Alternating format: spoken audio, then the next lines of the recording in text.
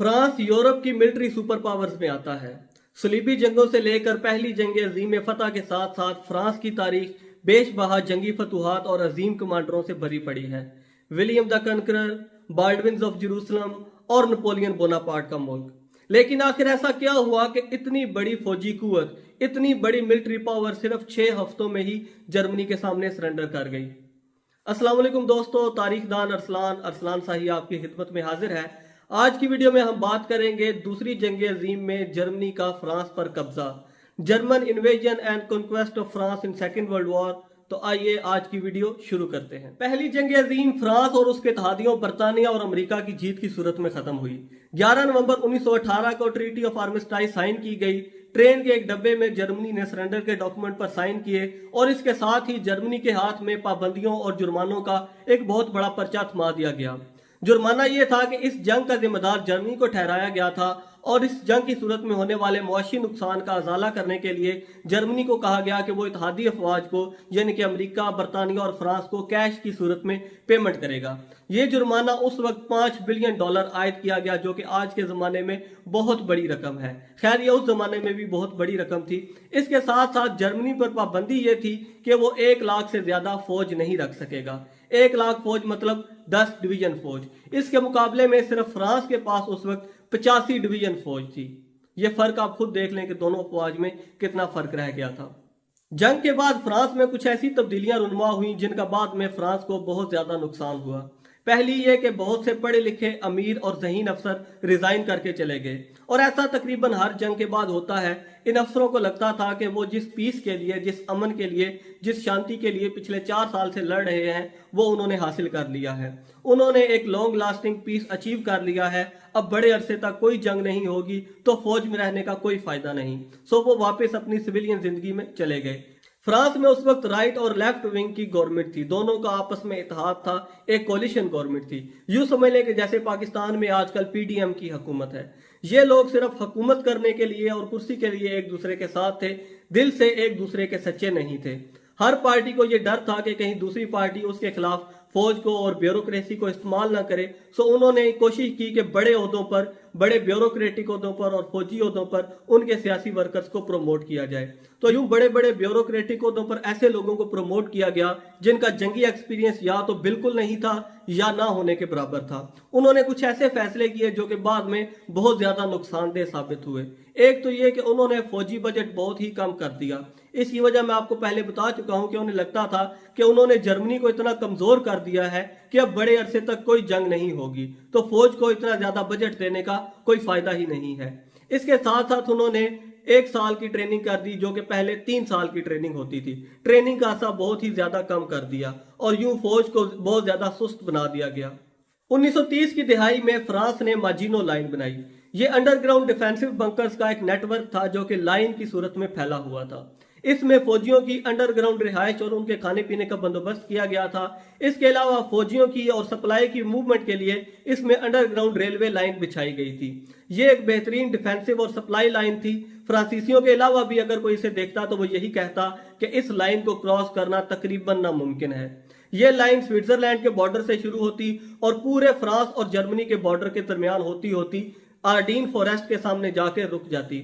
आर्डीन forest या आर्डीन जंगल France और Belgium के दरमियान एक बहुत घना जंगल था। यह जंगल इतना घना था कि फ्रांसीसियों को इतबार था कि इस जंगल को पेनिट्रेट करना, इस जंगल को क्रॉस करके निकलना बहुत ही मुश्किल है या तकरीबन नामुमकिन है। इसको वो अपनी जुबान में कहते थे कि इम्पेनिट्रेबल है, लेकिन ये ऐसे ही इम्पेनिट्रेबल था जैसे टाइटैनिक अनसिंकेबल था। वो भी अपने मालकों को ले डूबा, ये जंगल भी फ्रांसीसियों को ले डूबा। जंगल की दूसरी तरफ बेल्जियम था। बेल्जियम ने अपने और फ्रांस के दरमियान माजिनो लाइन बनाने से फ्रांसीसियों को रोक दिया, क्योंकि उन्हें डर था कि अगर जर्मनी अटैक करता है तो फ्रांस खुद तो लाइन के पीछे छुप जाएगा, जबकि उन्हें कुर्बानी का बकरा बना दिया जाएगा। तो फ्रांसीसी फौजी क़यादत ने यह फैसला किया कि वो अपनी फौज बेल्जियम के बॉर्डर पे खड़ी कर देते हैं कि अगर जर्मनी अटैक करता है तो उन्हें रोकने के लिए आगे फ्रांस की फौज पहले से तैयार खड़ी होगी।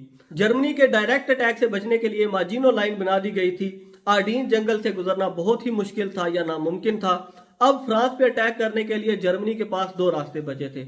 या तो वो स्विट्जरलैंड के रास्ते हमला करते, जो कि पहाड़ी इलाका है और इतना ज्यादा पहाड़ी है कि वहां से फौजों की मूवमेंट बहुत ही स्लो होती है, या वो लो लैंड यानी कि नेदरलैंड्स और बेल्जियम के रास्ते फ्रांस पे हमला करते, जहां पर फ्रांसीसी फौज उनका इस्तकबाल करने के लिए पहले से तैयार खड़ी थी। लेकिन आखिर फिर भी जर्मनी कहां से आ गया, ये बाद में बात करते हैं कि जर्मनी कहां से आ गया। अभी थोड़ी देर ये डिस्कस करते हैं कि इस सारे अरसे में जब फ्रांस माजिनो लाइन बना रहा था तब जर्मनी क्या कर रहा था। तब जर्मनी जुर्माने अदा कर रहा था। जी हाँ, वही जुर्माना जो कि पहली जंग अज़ीम हारने के बाद जर्मनी पर आयद किया गया था। यह जुर्माना इतना ज्यादा था कि इसे अदा करते करते जर्मनी की इकोनॉमी बुरी तरह कोलैप्स कर चुकी थी। जर्मन करेंसी की वैल्यू बहुत ज्यादा गिर चुकी थी और लोग बहुत ज्यादा परेशान थे। इसी अरसे में वहां पर हुकूमत आ जाती है हिटलर की। 1933 में हिटलर जर्मनी का चांसलर बना। उसने बनते ही ऐसी मुआशी पॉलिसियां अपनाई जिनका बाद में जर्मनी को बहुत ज्यादा फायदा हुआ और जर्मनी की इकोनॉमिकल सिचुएशन, जर्मनी की मुआशी सूरत हाल बहुत ही ज्यादा बेहतर होना शुरू हो गई। उसके साथ साथ उसने ऐलान किया कि जर्मनी अब कोई भी जुर्माना इत्तेहादी अफवाज को अदा नहीं करेगा। उसने मजीद कोई जुर्माना अदा करने से इनकार कर दिया। साथ ही उसने यह ऐलान किया कि वो फौज की तादाद भी ज्यादा करेगा। जैसा कि मैंने आपको पहले बताया कि जर्मनी पर पाबंदी थी कि वो 1 लाख से ज्यादा फौज नहीं रख सकता। हिटलर ने यह पाबंदी मानने से इनकार कर दिया और उसने जर्मन फौज की तादाद बढ़ानी शुरू कर दी। फौज की तादाद बढ़ाने के साथ साथ फौज में कुछ ऐसी तब्दीलियां की गई जिनसे जर्मन फौज की एफिशिएंसी बहुत ज्यादा बढ़ गई। हर छोटे रैंक को उससे एक रैंक ऊपर की ट्रेनिंग दी गई। पाकिस्तान इंडिया में फौज के रैंक्स का जो हिसाब है उस हिसाब से अगर बात करें तो हर सिपाही को हवालदार, हर हवालदार को एक सूबेदार, हर सूबेदार को लेफ्टिनेंट कैप्टन, हर कैप्टन को मेजर, हर मेजर को कर्नल, यूं हर छोटे रैंक को एक रैंक बड़े अफसर की ट्रेनिंग दी गई। इसका फायदा यह हुआ कि जब असल जंग हुई तो उन्हें हर रैंक के लिए एक नए बंदे को ट्रेन करने की जरूरत नहीं पड़ी। 1936 से लेकर 1939 तक स्पेन में सिविल वॉर हुई। इस सिविल वॉर में स्पेन के बादशाह फ्रांको को सपोर्ट करने के लिए जर्मनी ने अपने स्पेशल फौजी दस्ते भेजे। ये फौजी दस्ते भेजने का मकसद ये था कि उन फौजियों को असल जंग लड़ने की तरबियत हो, उन्हें असल जंग लड़ने का एक्सपीरियंस हो। पहली जंग अजीम में खोए जाने वाले इलाके वापस लेने के लिए 3 सितंबर 1939 को जर्मनी ने पोलैंड पर हमला कर दिया। पोलैंड फ्रांस का इत्तेहादी था, सो यूं फ्रांस ने जर्मनी के खिलाफ ऐलाने जंग कर दिया। लेकिन सितंबर के बाद चूंकि आगे सर्दी आ रही होती है तो दोनों मुमालिक ने एक दूसरे पर फौजकुशी ना की। आखिर 10 मई 1940 को नेदरलैंड और बेल्जियम के रास्ते जर्मनी ने फ्रांस पर हमला कर दिया। आगे फ्रांस की फौज उनका इस्तकबाल करने के लिए पहले से तैयार खड़ी थी, लेकिन फ्रांस की आर्मी की सारी तैयारियां, उनकी सारी प्रिपरेशन जर्मन अटैक के सामने फेल हो गई। इस जंग में जर्मन एक नई टेक्निक लेके आए थे, जंग लड़ने का एक नया फार्मूला लेके आए थे जिसे ब्लिट्जक्रीग का नाम दिया गया। ब्लिट्जक्रीग मतलब लाइटनिंग वॉर। इस टेक्निक का मतलब था कि स्पीड के साथ एक ही जगह पर अटैक करना। फ्रेंच क्योंकि ट्रेंच वॉरफेयर या जिसे उर्दू में मोर्चाबंद लड़ाई कहते हैं, फ्रेंच ट्रेंच वॉरफेयर के माहिर थे, तो जर्मनी ने उसका हल ये निकाला कि स्पीड के साथ एक ही जगह पे अटैक करो और उसे क्रॉस करके आगे निकल जाओ, क्योंकि अगर रुकना पड़ गया और ट्रेंच वॉरफेयर शुरू हो गई तो फ्रांस को पॉजिटिव एज मिल जाएगा, फ्रांस के खिलाफ जंग लड़ना मुश्किल हो जाएगा। यह तो हम सबको मालूम है कि ज्यादा फौज रखने से जंग लड़ना आसान हो जाता है, लेकिन फ्रेंच आर्मी ने इसका मतलब ये निकाला हुआ था कि वो पूरे बॉर्डर के साथ अपनी फौज फैला के बैठे हुए थे। जबकि जर्मन क्या करते, वो 1 या 2 वीक पॉइंट्स को टारगेट करते, स्पीड के साथ उसी पॉइंट पे अटैक करते और उसे क्रॉस करके उसे चीर के निकल जाते और फ्रेंच आर्मी को एनसर्कल कर लेते, या जिसे उर्दू में कहते हैं कि घेर लेते। फ्रांसीसियों के पास इस टेक्निक का कोई जवाब नहीं था। इस जंग में जर्मन आर्मी की कम्युनिकेशन बहुत ज्यादा स्ट्रॉन्ग थी। उनके हर टैंक में रेडियो सिस्टम लगा हुआ था जिससे वो इजीली एक दूसरे के साथ कम्युनिकेट कर सकते थे, जबकि फ्रांसीसी हर फैसला हाई कमान से लेते और कभी कभी फैसला आने में दिन भी लग जाते, और जबकि जर्मन आर्मी वही फैसला चंद घंटों में कर लेती। और अगर जर्मन आर्मी फ्रांसीसियों के फोन की तारें काट देती तो उनका राब्ता मजीद मुश्किल हो जाता।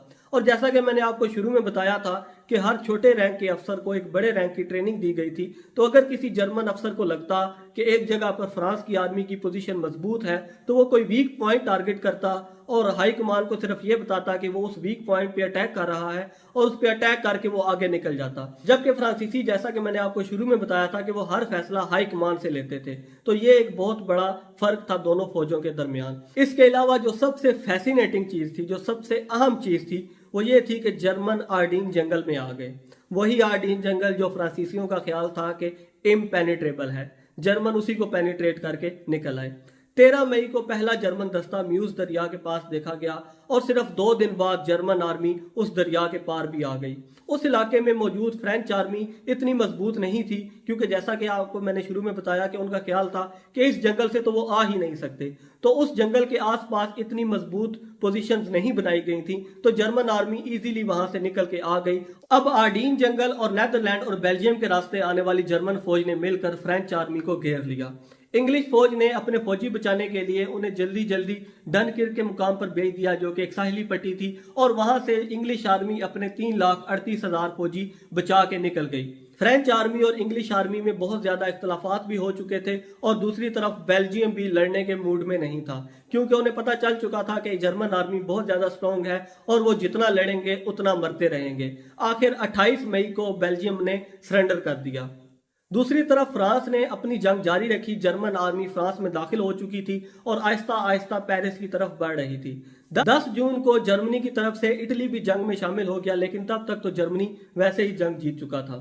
14 जून को जर्मन आर्मी फ्रांस के कैपिटल पेरिस में दाखिल हो गई और फ्रांस की गवर्नमेंट वहां से भागकर एक दूसरे शहर बोर्डो में चली गई, लेकिन आखिर 22 जून को सरेंडर कर गई। सो यूं 10 मई को शुरू होने वाली जंग 22 जून को खत्म हो गई और तकरीबन 6 ही हफ्तों में जर्मन आर्मी के सामने फ्रेंच आर्मी ने सरेंडर कर दिया। लेकिन अब हिटलर ने कहा कि वो उसी ट्रेन के डब्बे में सरेंडर के डॉक्यूमेंट पर साइन लेगा जिस ट्रेन के डब्बे में कभी जर्मनी ने सरेंडर किया था। फ्रांस की शर्मनाक शिकस्त, फ्रांस की ह्यूमिलेशन कंप्लीट हो चुकी थी, लेकिन अब इंग्लिश भी एक नई मुसीबत में फंस चुके थे।